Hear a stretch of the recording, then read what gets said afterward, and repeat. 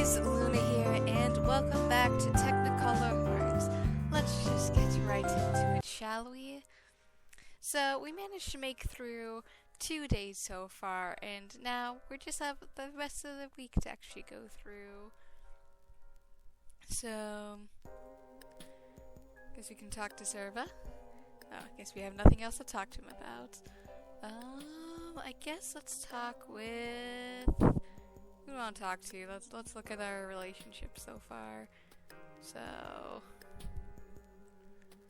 got Marina, got Zebra, don't want it. So the ones I've been focusing, like Q, haven't really got too much for.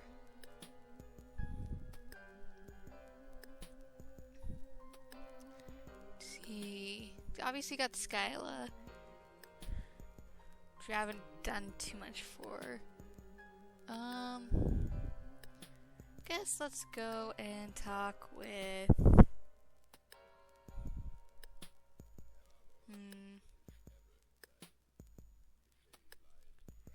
I don't really know what to choose for. No, let's talk to Chixie and maybe Maverick.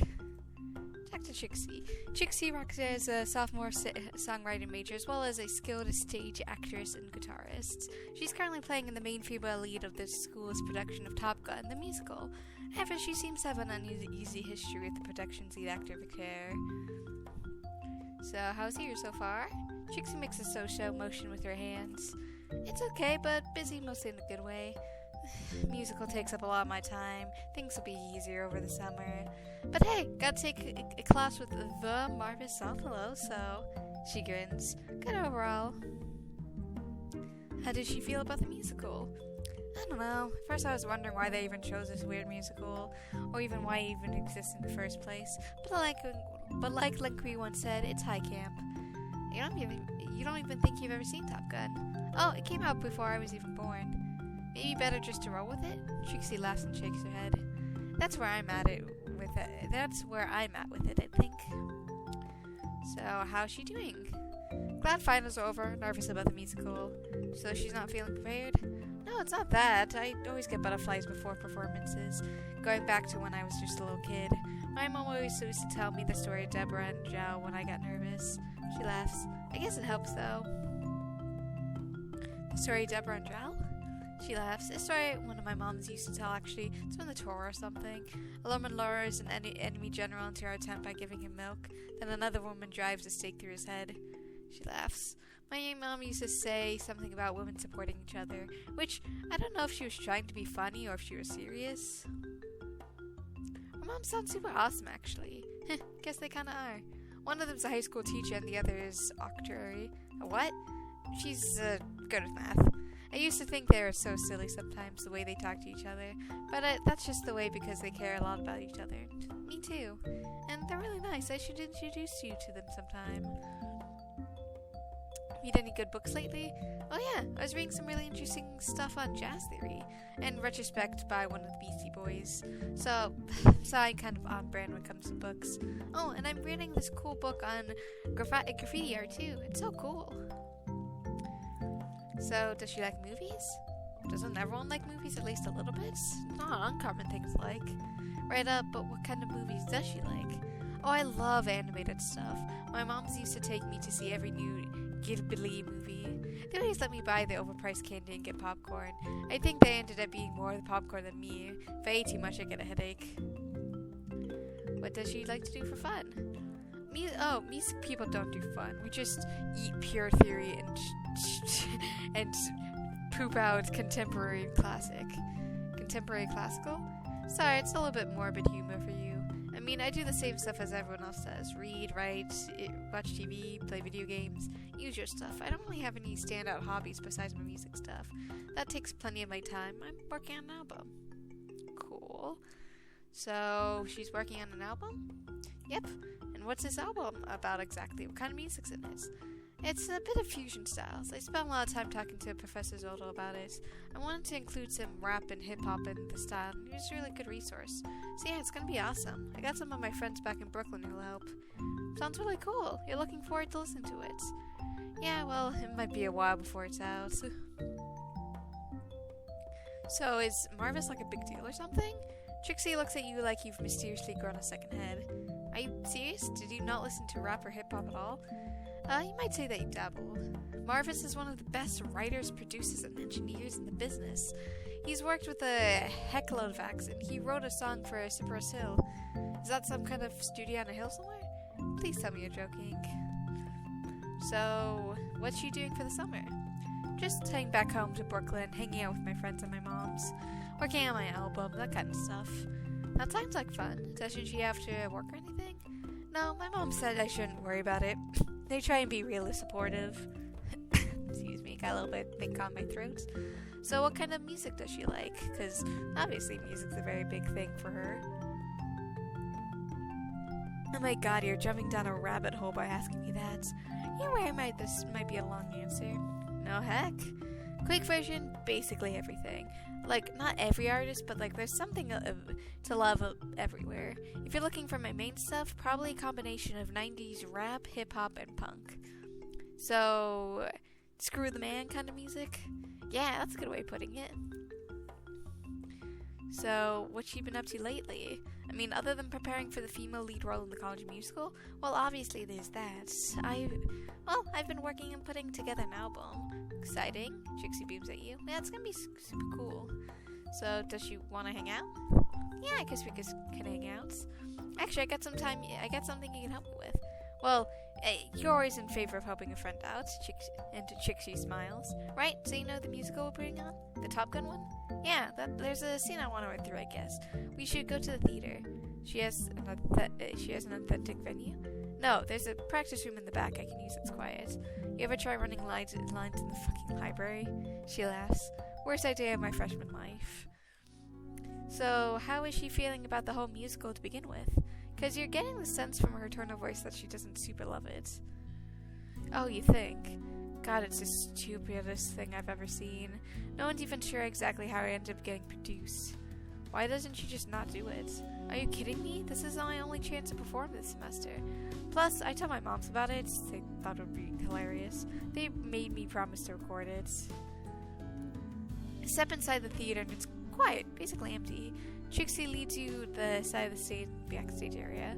There's a small room off to the side labeled with his sign reading practice room 1. Here you go, let me hand you a copy of the scripts.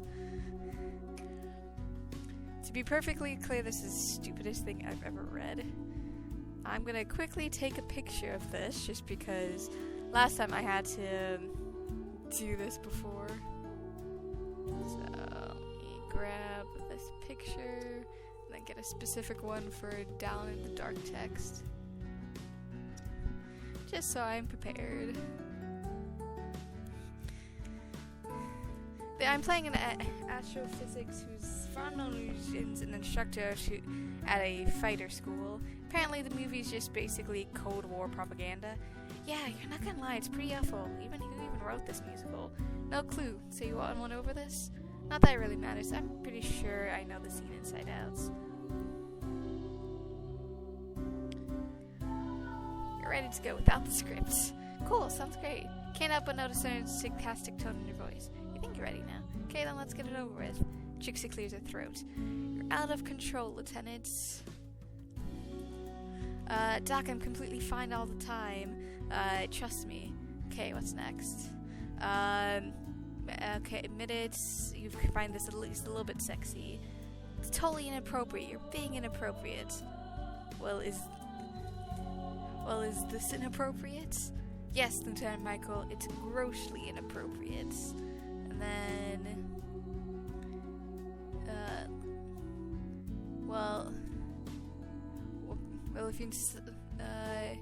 if you insist, Doc, you can't win them all unless you're a Top Gun like me, and that's into that. Hey, you got through it. Yeah, I still hate this stupid music book. Not surprised. It's so bad, no matter how much you polish it. Honestly, I just need to have someone to suffer along. Yeah, it's pretty awful. So is that it then? Yeah, I gotta get out of here. I promise a friend I'll give her a call later.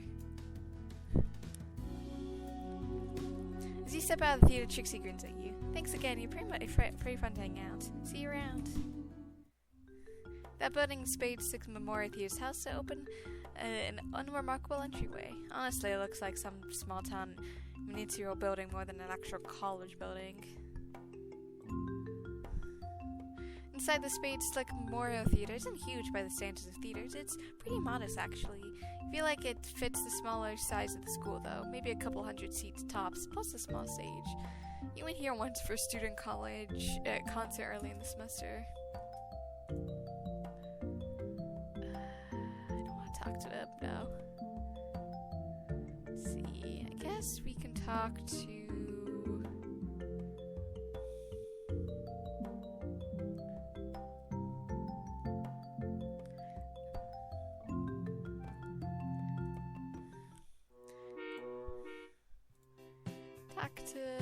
Tizra.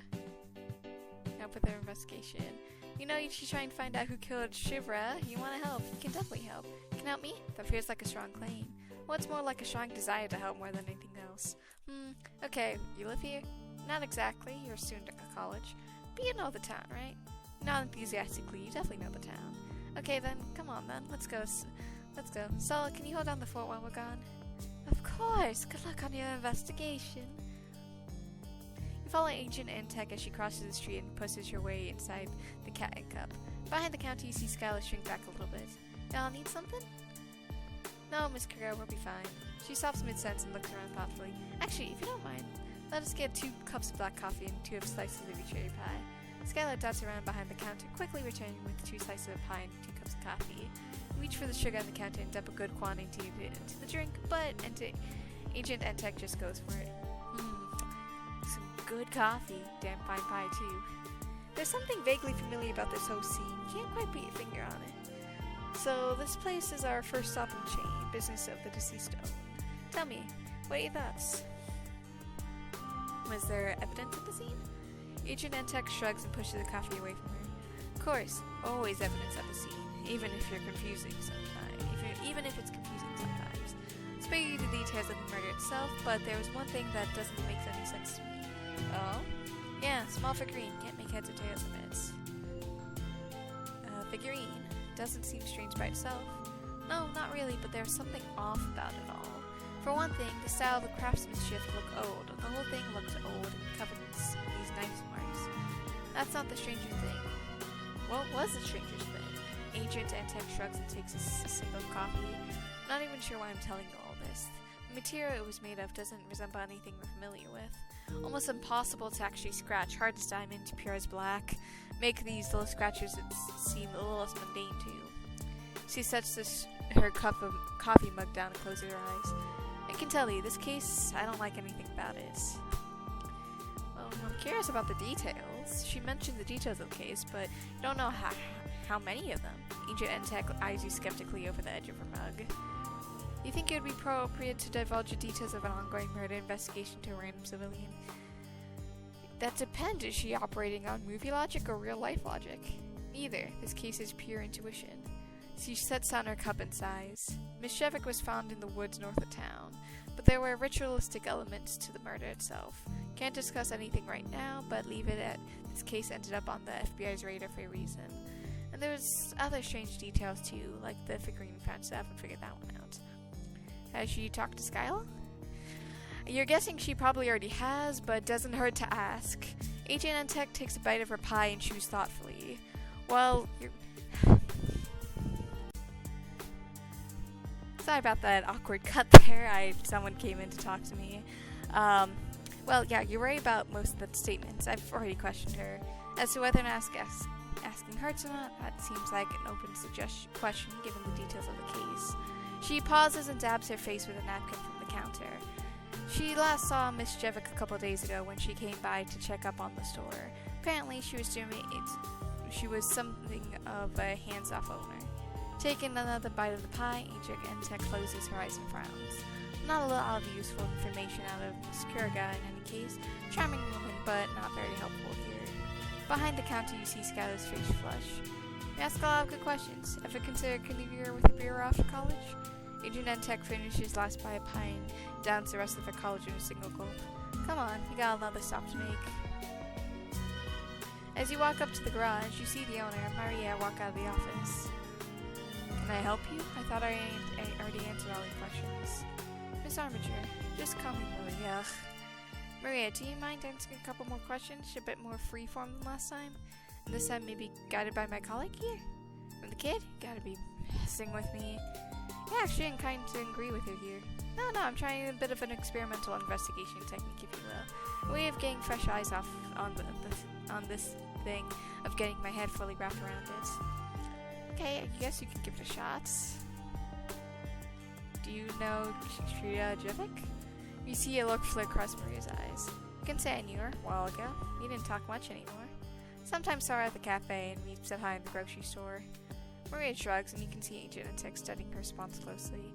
But I never knew her very well. No one really did. Except she came by the shop once and that was weird. She came by the shop? Yeah, she showed up a few days ago and brought a box of bread for that food drive, that thing Arya does. Which is weird. Usually Skylar brings those up here, and Cyria wanted to talk to me specifically. Maria stops talking, her brow wrinkling up. That was odd. She was worked up about something. Said she had a bad feeling about something, but wouldn't say what. It was such a strange thing in general, and she said she was getting these strange phone calls. Strange phone calls. So, Julia said she's been getting these phone calls from an unknown number for about a week or so. She's someone that would call and breathe into the phone, then just hang up. Sounds like a classic sex perv behavior to me. That's what I thought too, but she seemed to think differently. She said every time the number was blocked, anyone would call. I didn't think much about it until after I found out about what happened, and she stops talking abruptly and looks around. I got one of those calls too. You didn't think to report it? To who? Who would take that seriously? What did she know about the murder? Not much other than what Special Agent Cooper actually told me. Special Agent and Tech, actually. Mary rolls her eyes. You know, if you had to explain a joke to make it makes it a lot less funny. Well, what do you know about the murder? Basically nothing, except that I was getting these weird phone calls before it happened. Well, thank you very much for your time, Miss Armiger. Maria, right. That didn't tell me much I already didn't know, but I continue to be impressed with how thorough you are about this. Come on, I'll take a slow walk, go back over to campus. Got a few things I want to bounce off of you. Agent N-Tech walks a little bit ahead of you before stopping and turning to look at you, squinting. So obviously something going on here, but I have no leads. Maybe I shouldn't be telling you this, but I got a good feeling about you. Every time I try and get my head around this case, something pushes back. I feel like people aren't telling me everything, especially Miss Armiger there. Her record is, let's just say, I see some government interference in there. Wait, what does that mean? Agent N-Tech shrugs her shoulders. No idea yet, but between that and the black hole that Miss Jevik's background, there's obviously something else going on here. You're definitely starting to see some distinctly weird vibes, yeah. So I need your help. I need you to tell me if anything comes up. You know people in town, I don't. Okay, you can think you can help with that. Good, you know I'll be. You hunch your shoulders and look around nervously. This whole experience has you pretty freaked out. You feel the night wrapping around you like a cloak. When did it get so late? You and I need to talk. You? Privately. You jump back started. There was a woman standing there who definitely wasn't standing there before. She's wearing what looks like some kind of costume, and you think you see a knife in her hands. Please, if I wanted to hurt you. Knife is gone, secreted away from you. The woman smiles at you. Without knowing why, you know her name. It rises unbidden in front of your conscious mind. Help me unmake the world. Hear her out. You don't say anything. Simply stare at Adria, paces slowly back and forth in front of you.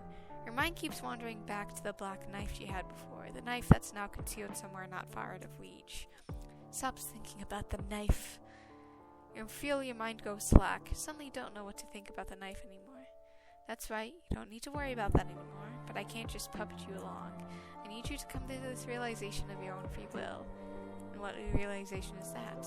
This world is a shallow copy of a copy of a copy that deserves to be unmade. There are 3 pivots on which it rests. The woman who owns a garage and comes from a place far from here. The FBI investigating the murder of Jivik, and the former soldier hiding in the deepest parts of the world. Okay, you can remember that much. Besides, I'm getting to that. Find them, gain their trust, and I'll contact you with further instructions. But be careful not to get too close. I need to remain distant. Above all else, keep our secrets here in this absent place. Adria vanishes back into the night, as she was never there to begin with. As you look down, you notice something sticking out of the ground. Pick it up. Take a step forward and you can make out a shape, even in the darkness, a knife. Reaching down slowly, you pull the knife from the damp earth and wipe it down, stashing it inside your hoodie. There must be someone out there who would want this thing. You feel something strange inside your head. A voice whispers dark truths that never quite seem to pierce your surface of your consciousness. Tell me, what do you think of Agent Entic, lost in her ideals in the search of a deeper truth?